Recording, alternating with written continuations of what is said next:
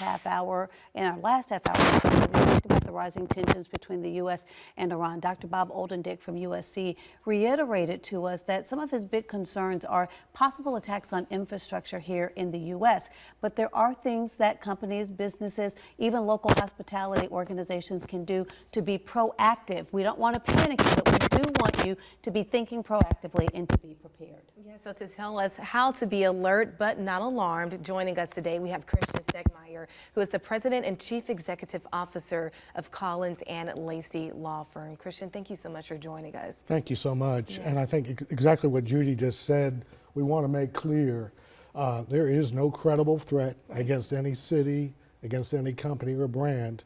But if 9/11 taught us anything, anything can happen, and being vigilant and being prepared is what's most important. And some of the information that you've come to share with us today is really focusing on areas that can be considered soft targets, because really when you talk about terrorism, the intent is to incite fear and panic. That's exactly right. I mean, that's the whole purpose of terror.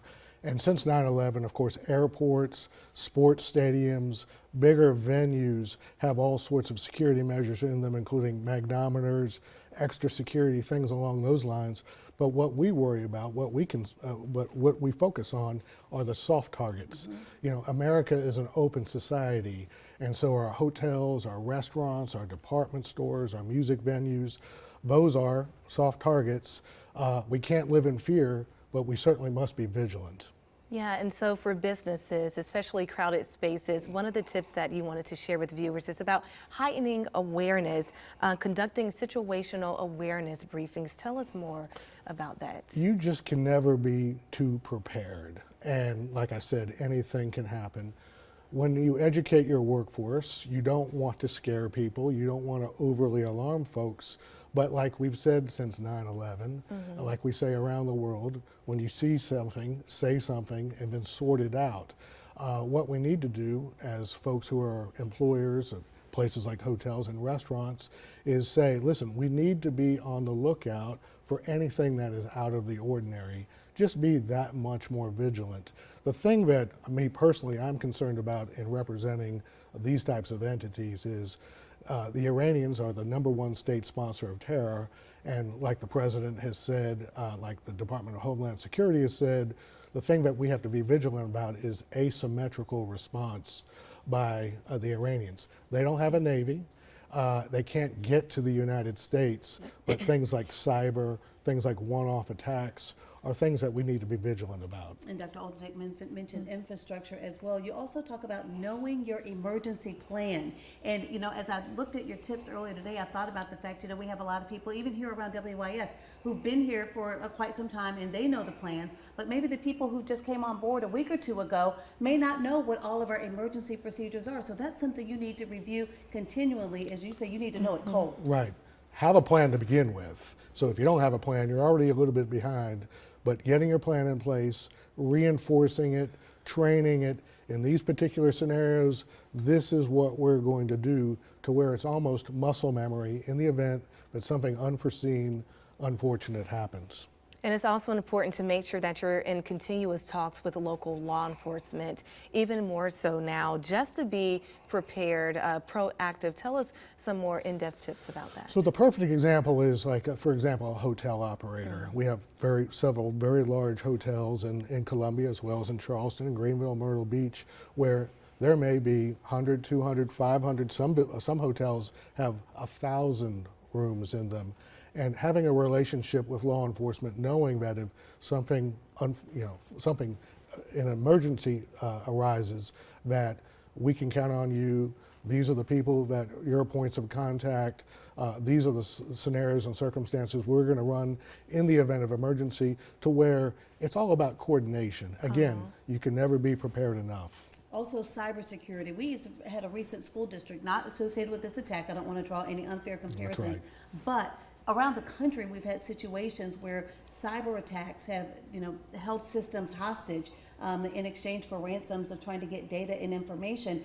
And you need to be very proactive when it comes to that, to put those security measures in place. That's exactly right. You know, we have the new axis of evil, where North Korea, China, Russia, Iran. One of the ways they get to us is through cyber attacks, constant cyber attacks. Having a protocol in place being able to defend and protect your business from an attack like that, because there are a lot of bad actors when it comes to cyber. And Judy, just like you said, you know, you have a circumstance where your business is held hostage.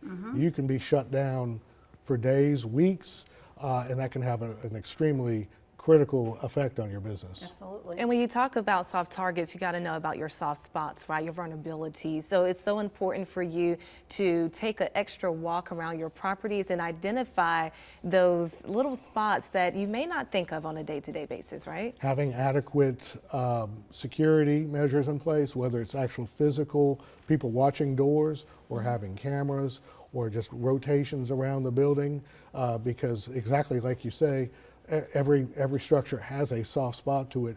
Recognizing what those soft spots are and then patrolling them on a regular basis, whether it's digitally or otherwise, that's going to be that much more critical. And you talk also about avoid complacency. That's one of those things, you know, a lot of these situations, we talk about it after the fact and all of a sudden everybody's looking for situational awareness. But if you can avoid becoming complacent, that can save you so many headaches. At Collins and Lacy, can you all help companies walk through these steps? And are there other experts in our area that you would suggest people reach out to? Certainly, you know, especially these days, the expectation the public has on a hotelier or a large restaurant concept or anything from a retail or hospitality or just plain businesses, people expect a level of sophistication, and we have to respond to that. And there are plenty of experts. We routinely, when we represent our clients, have conversations with them where we direct them to security experts to say, hey, let's consult. Even our law firm, we have consulted with outside experts for all sorts of different scenarios. That's just good business these days. Absolutely. Yeah. Well, good business, again, to stay alert, not to panic, but to be prepared. Christian Stegmaier from Collins and Lacy, thank you so much for your expertise, and we'll look forward to having you back to kind of walk us through things as they develop. Yes, ma'am. Yes, thank you so much. And before we end our segment, just a reminder, this is for you to be on alert, aware, but know that there are no planned attacks that we have been reporting here in our city or any other city. We'll be right back.